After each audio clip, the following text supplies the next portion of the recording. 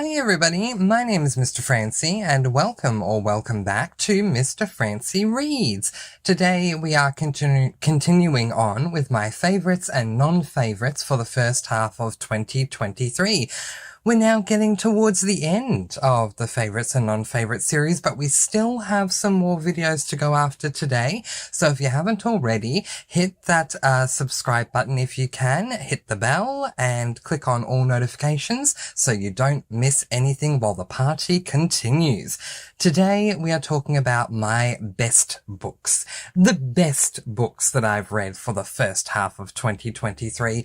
And you know what? We were talking in a previous video about how I've had something in the 20s for 5-star books for the first half of 2023. So it wasn't easy to narrow it down to 10 books, but I got there in the end, and I love doing best books, especially after doing worst books, because with the worst books, I rant and rave, especially. I get more and more emotional as we get closer to the top of the list. But I do the same with best books. I find that the beginning's a bit like, oh yes, this one came in at 10 and 9, but then we get onto the medals, and I really get to celebrate those that are in the top 3. But let's not waste any more time. Let's jump right on in. Let me know in the comments below what your top 10 books were for the first half of 2023, but here are mine. Coming in at number 10 is The Lost Book of the White by Cassandra Clare. This is a YA fantasy, and I gave this book a total of 4 stars. So this is book number 2 in the Eldest Curses series, and the basic premise for this book is that Magnus and Alec, who are our protagonists, have a child, Max. One night, the pair are disturbed by Max crying out, and they rush to his room only to find that Shin-Yun and Ragnarthal are there. Thinking only of their child, the pair do everything they can to protect him, but that's when Shin-Yun stabs Magnus with his Pfeffenthorn, a magical weapon, and they steal the powerful Book of the White. Mercifully, Max is okay, but who knows what Shin-Yun and Ragnarthal want with the Book of the White, and what will happen now that Magnus has been stabbed with the Pfeffenthorn. It's time to call the cast of Shadowhunters from the Institute of New York to get the book back and work out what's happening with Magnus before it's too late. So, with this book, I did experience an overwhelming sense of whiplash at the beginning. However, the rest of the book was really good. So the time jump did get to me, but I did get on board with it after a little bit, and I then just really enjoyed the ride. I feel in a way like Cassandra Clare wrote this as a Magnus Bane and Alec Lightwood, This Is Your Life type book, because we had so many guest appearances, if you will, from characters that are in other series, whether it's series I've read or I'm just assuming in other series that I haven't read that are connected to the Shadowhunters universe. So I really enjoyed that. And we, as I said earlier, we employ some of the Shadowhunters from the New York Institute that we follow from the Mortal Instruments world. So I really enjoyed that as well. It was a fantastic book. I highly recommend the duology if you're as big a Malik shipper as I am. And that's why it came in at number 10. Coming in at number 9 is Last Rite by Lisa DesRoches. This is a YA fantasy and is book 3 in the Personal Demons trilogy, a trilogy that, mind you, took me 3 years to read, which is not like me. Let me make this sound even worse for myself. Book 1 in this series, called Personal Demons, I read as the first book that I picked up. I had to think there. The first book that I picked up on my channel. So it's not the first book I finished. I was in part of a book club / buddy read with a friend. And so we were taking our time with the book. So I picked that one up first, picked up another book while reading that book and finished the second book first. But it was the first book I picked up on my channel in January of 2020, and I only finished book 3 this year. But in saying that, this book, Last Rite, was just fantastic. I had a few qualms, a few issues, a few concerns with the first 2 books, but none of those concerns were there in this third one. The basic setup for the series as a whole is that we follow Franny Kavanagh, who is human. God sends down an angel to Earth, and Lucifer sends up a demon from hell, both trying to tag Franny Kavanagh for an integral battle that is going to take place between heaven and hell, and apparently she is the key to all of this. So I found the series as a whole to be intriguing despite some concerns that I had with books 1 and 2. But book 3 was just fantastic from start to end. It is the culmination of the entire series. It is that battle playing out, and it was just amazing to watch. I didn't have one complaint at all about the entire book, and I highly recommend the series, despite the fact that I did have some qualms with book 1 and 2. I do think that the series as a whole is good, and it is very underrated. I don't see this series being talked about on BookTube at all, so if you'd like to read an underrated gem of a series, I would recommend picking it up. I felt like books 1 and 2 had slow starts, and that was my biggest gripe with them, but book 3 was fast-paced from start to end and completely action-packed, and I really enjoyed it. Coming in at number 8 is The First to Die at the End by Adam Silvera. This is book number 0 in the Deathcast series. It is a YA LGBTIQ plus male hard-hitting contemporary romance. I know that's very complicated, but that's exactly what it is. It is LGBTIQ plus themed via it being a male book, but the male book is not just a romance, it's a contemporary romance. So, and also slightly fantasy, because we're in a world where there is a company that can accurately forecast when you have 24 hours or less until you're going to die. So once that window opens up for you and you have that 24 hours or less, if you have signed up to this company, you will receive a call to let you know this is going to be your last day. You'll be dying at some point between now and the end of the day. And the reason for this is so that the person who's going to die can have the heads up so that they can try and make the most of what they have left for the rest of their life. So the first book that was published in this duology was They Both Die at the End. The First to Die at the End was released as a prequel to that book to explain the world building, to explain to us how Deathcast came about, and to have us experience the very first call that was made to that very first person that was going to die. Well, not necessarily the first person who was going to die, but the first call that was made to a person who would die on that first day once the company opened. I really, really enjoyed this book. I felt it was very quintessential Adam Silvera. I always recommend Adam Silvera. If anyone asks me for any male hard-hitting contemporary works, I always recommend Adam Silvera. To me, he is the king of hard-hitting male stuff. It is own voices. Adam Silvera was raised in the Bronx. He is a gay guy himself. And so he not only draws on life experience, but he also manages to find a way to fit in issues that specifically affect the LGBTIQ+, especially male LGBTIQ+ community. I thought it was fantastic. If you get the chance, read They Both Die at the End, and if you like that book and you want more world building, pick up this one. The book is much longer, the prequel to the sequel, but just so satisfying to read.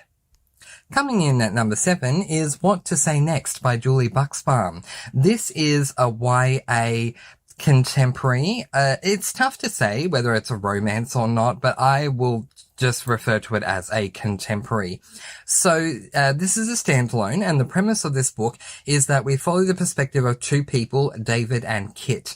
David is a boy who has Asperger's and is used to sitting alone because people at high school consider him odd.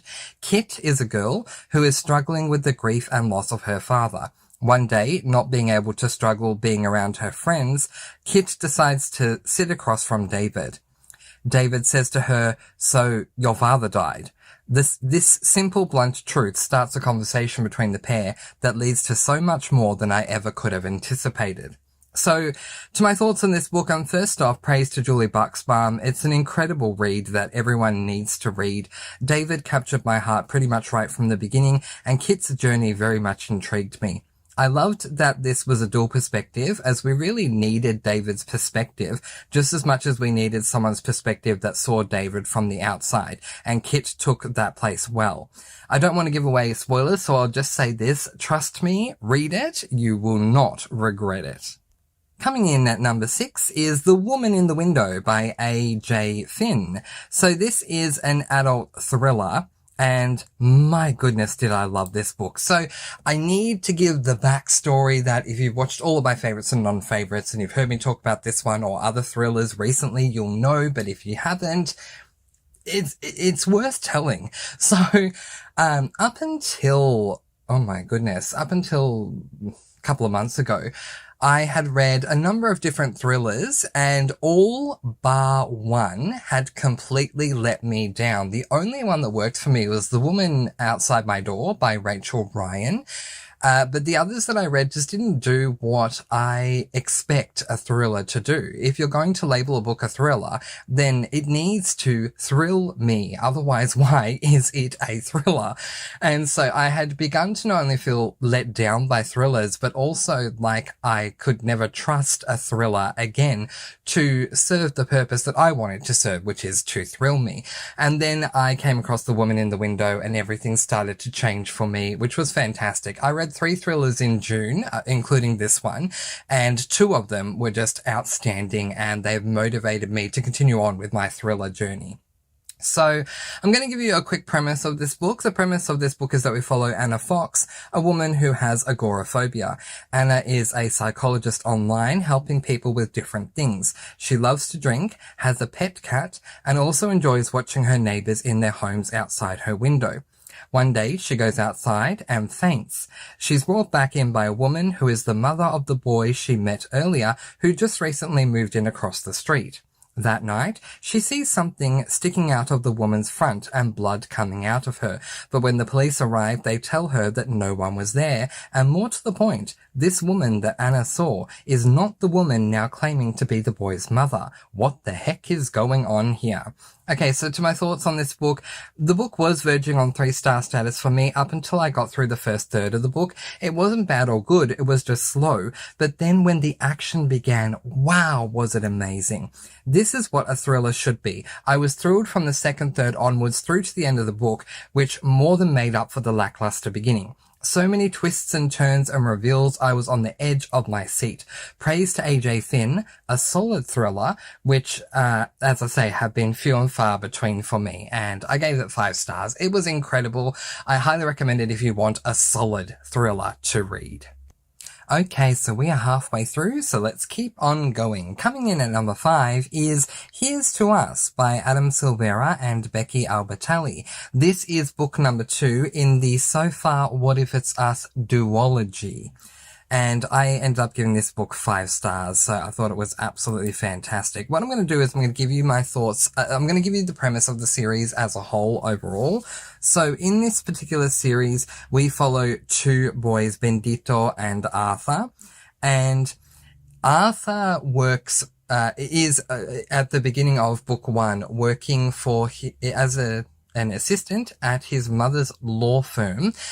Just to give you a quick idea of what's going on here. Her law firm has many different branches throughout the country, and they've gone to New York for the summer holidays to that branch. So they don't live in New York, they're just there for the summer, and he's interning at this branch for her.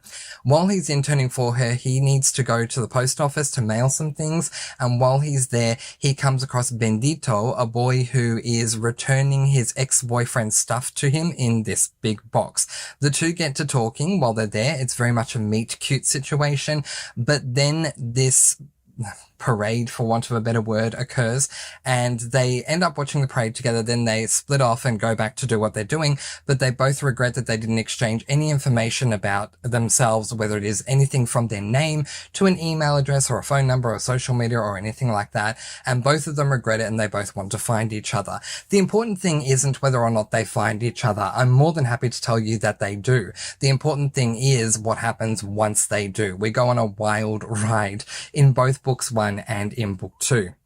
So this being book 2, and to my thoughts on this one, I basically had to praise Adam Silvera, I was mentioning Adam Silvera earlier with that Deathcast book, The First to Die at the End, because of just how amazing he is as a male contemporary author. And my goodness, did I gush over Adam Silvera when it came to this particular book. I know that it's co-authored by Becky Albertalli, and she did a good job too, but I could tell that Adam Silvera was writing the perspective of the boy that I was most intrigued to follow, which was Bendito. I didn't really have an issue with Arthur. Arthur was great. I just felt a great connection to Bendito, and when I discovered that Adam Silvera was writing Bendito's perspective, it just made sense to me. But yeah, I think the book on the whole was just absolutely fantastic. I think it's just a beautiful, beautiful book. So book number 1 was fantastic anyway, but book number 2, it just goes through all these different layers and dimensions, and the ending is really interesting because we really cover things. Adam Silver and Becky Albertalli really do wrap things up, because we jump ahead, I think, at the beginning 6 months for the conclusion. Then we jump ahead 2 years, and then I think we jump ahead again 5 years. So we really do wrap things up by the end. But yeah, it was just fantastic, and I highly, highly, highly recommend this duology. Yes, it can be hard-hitting at times, but overall, for me, it was just a really, really fun duology to read. And book 1 I loved. Book 2 I just thought was so much better than book 1. So that's why I made it to number 5. Coming in at number 4, and just missing out on a medal, so we'd like to say that they get an honorary tin medal, goes to A Perilous Pal by Laura Bradford. So this is an adult cozy mystery. It is book number 2, and so far the final book in the Friend for Hire mystery duology. And I gave this book an overwhelming 5 stars. So I'll tell you a quick basic premise of this one.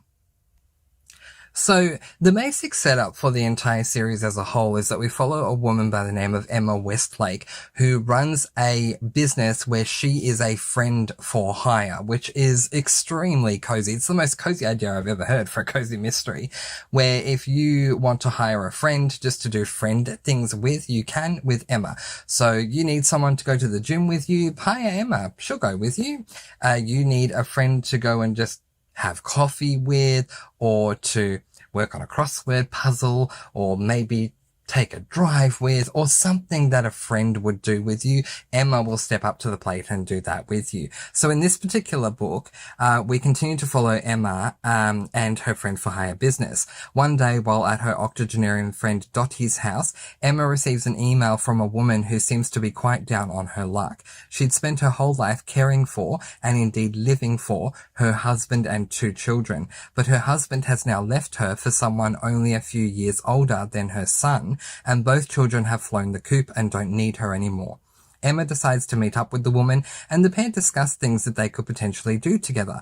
The woman suggests things like going to a dessert bar and maybe having a book club, and multiple ways they could kill her ex for revenge. The following morning, the ex winds up dead, and Emma's client is taken into custody for his death. But Emma knows she's innocent, and with the persuasion of Dottie, they come together to try and solve the case. So to my thoughts, and honestly, I love this series so much. It's so cozy to the extreme. The idea of a friend for hire for the cozy side of the book makes so much sense. Add to that Dottie and Emma's dog Scout, and it's a recipe for an amazing journey. I'm sad that I'm up to date with the series and just live on some sort of hope that Laura Bradford releases another book in this series soon. And so that is why A Perilous Pal came in at number 4. So now it's time to hand out some medals, the best books, the top echelon tier, the medal-worthy books for me for the first half of the year, and it was not easy coming up with the medal winners, but here they are. Coming in at number 3 and receiving the bronze medal for my 3rd best book for the first half of 2023 is this book, Behind the Voice by Anthony Kalia. This is an adult memoir, and I gave this book an overwhelming 5 stars. So the premise of this book is that Anthony Kalia details moments throughout his life, sharing in each and every detail that is his to tell, from the lowlights prior to Australian Idol to the highlights of Idol and everything good, bad and ugly that has occurred ever since, all the way up to his latest album release, 40 Love. Yeah, so for those of you who don't know, Anthony was a runner-up on season 2 of Australian Idol, and and you may think that this book is all about him and his Idol journey. It's not. It does include his Idol journey because that was a part of his life, a significant part of his life, but the majority of the book focuses on what occurred since Idol. He has gone through many, many ups and downs, and Anthony's just an all-round great guy. He's a phenomenal singer. If you haven't checked out Anthony Clear before, I highly recommend doing so. Head over to YouTube when you're finished with this book and search up Anthony Clear the Prayer and tell me I'm wrong. But no, he's just an amazing guy, extremely lovable, very charitable, just has a very big heart, and he's been through a lot, but his memoir was just something else. The book was pure gold for me. I've always loved reading memoirs, and I think that's because I'm particularly specific when it comes to the memoirs I choose to read. I only read memoirs of those I actually have a deep interest in, wanting to learn more about.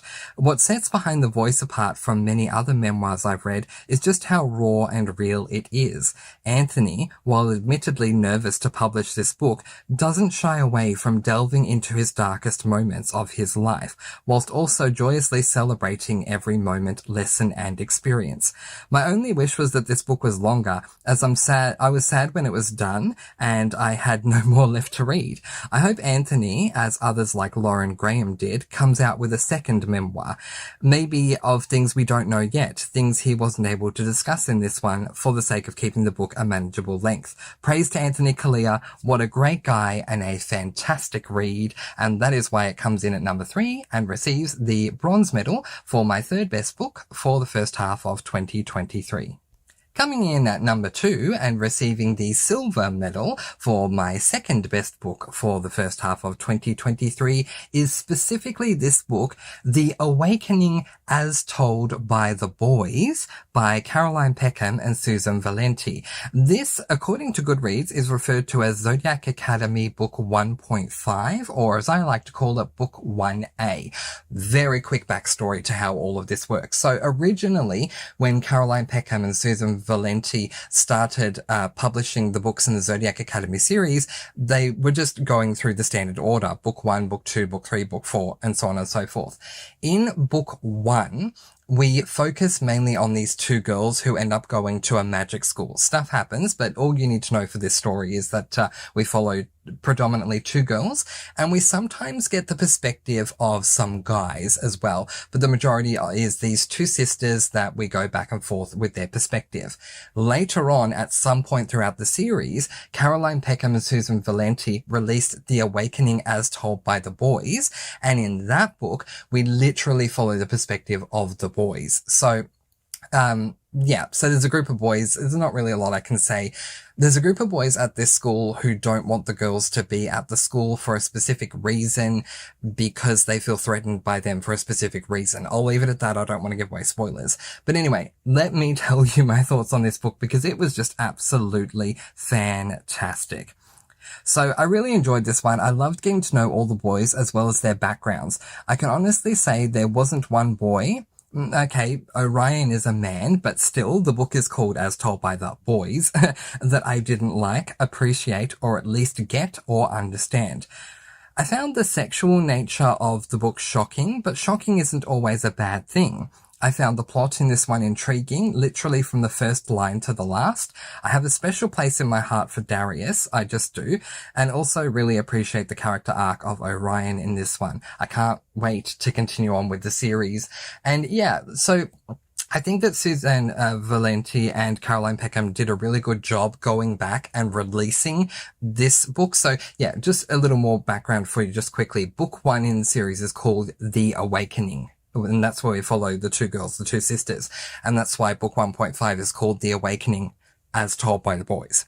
But yeah, I loved this from literally the first sentence. I know that sometimes we as booktubers can review a book and metaphorically say, I love the book from the beginning to the end. But I literally, from sentence 1, paragraph 1, I was hooked, and I was hooked all the way through the book until the very last sentence. And then the only thing that annoyed me was the fact that I was done and I had no more to read. I felt kind of a little bit let down by book 2 because of how much I loved book 1.5, because we don't get as much of a perspective from the boys in book 2. And I think that's, as I was saying earlier, because Caroline Peckham and Susan Valenti published a number of books in the series and then went back and published As Told by the Boys. So I guess for me, this was just a huge treat, and I read both The Awakening and The Awakening As Told by the Boys in tandem, which you can do. You can do it as a tandem read, so it worked out really well for me. But I highly recommend this one and the series as a whole. It can be rather shocking. There are a lot of spicy scenes that occur to a very high spicy level, but if you can handle that, the series as a whole is just fantastic. So that's why this book came in at number 2 and received the silver medal from me for my second best book for the first half of 2023. And now we've made it to the number 1 best book that I read in the first half of 2023. And let me tell you, I was saying earlier, it wasn't easy to narrow every 5-star book down to just 10 books, and it also wasn't easy to come up with who would be the medalists, but it certainly was not easy at all to determine which book would receive the gold medal, the overall best book that I read for the first half of 2023. It took me a long time to think which one deserves it, but then I came across this book and I thought, yeah, it needs to be this one for so many reasons. So, deservedly so. Coming in at number 1 and the single best book that I read for the first half of 2023 and walking away with the gold medal for that first placement is this book, The Silent Patient by Alex Michaelides. This is an adult thriller, and I gave this book an overwhelming 5 stars. So I was talking to you all earlier when we discussed The Woman in the Window about my journey with thrillers and how I'd read a number of thrillers up until the beginning of this year, and only one stood out to me as being a solid thriller, being The Woman Outside My Door. Then I was telling you also with The Woman in the Window how I'd read 3 thrillers in June, 2 of them which were so outstanding and making me want to get back into thrillers. The reason The Woman in the Window was ranked a lot lower than this one was because whilst it was a solid read, absolutely, it still wasn't as high up as the books that were above that one. But The Silent Patient blew me away so much. Oh my gosh, so much about this book was so fantastic. It was reading life-changing, if that makes sense. And for a thriller, that's something, because I don't expect a thriller to be reading life-changing, but it was. So, okay, let's talk about the premise of this book. I'm keeping the premise very brief so as not to give you any spoilers at all. Alicia Berenson lived a seemingly perfect life until one day 6 years ago when she shot her husband in the head 5 times. Since then, she hasn't spoken a single word. It is time to find out why. So this book opens up where we're following a guy, and I do not remember, Theo. I almost didn't remember his name there. We follow a guy by the name of Theo, who is a psychologist. Theo has been intrigued by Alicia Berenson's case ever since it first came to light on the news. The fact that she shot her husband 5 times, and the fact that she hasn't spoken at all. And when I say at all, from the moment she shot him, she became a selective mute. She didn't speak to anyone from the moment her husband was dead. So Theo is very, very intrigued. He wants to help her, granted, but his motives going in is more that he's just really intrigued to find out what the heck happened and why isn't she talking.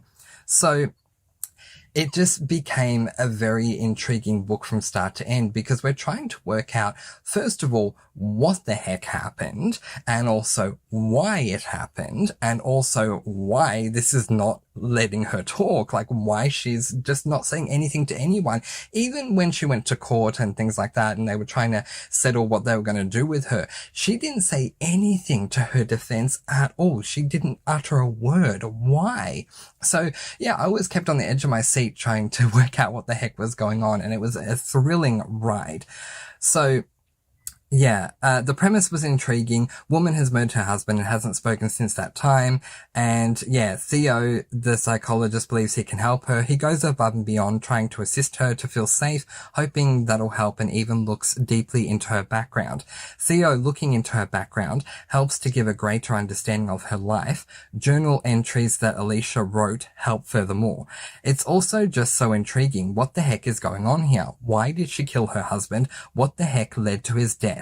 And then the reveal happened. And oh my goodness, was it amazing. This book claims to have sold over 1 million copies, and my goodness, it is easy to see why. I highly recommend it if you're up for a good thriller. But there you have it. There are my top 10 reads for the first half of 2023. What were yours? Let me know in the comment section below.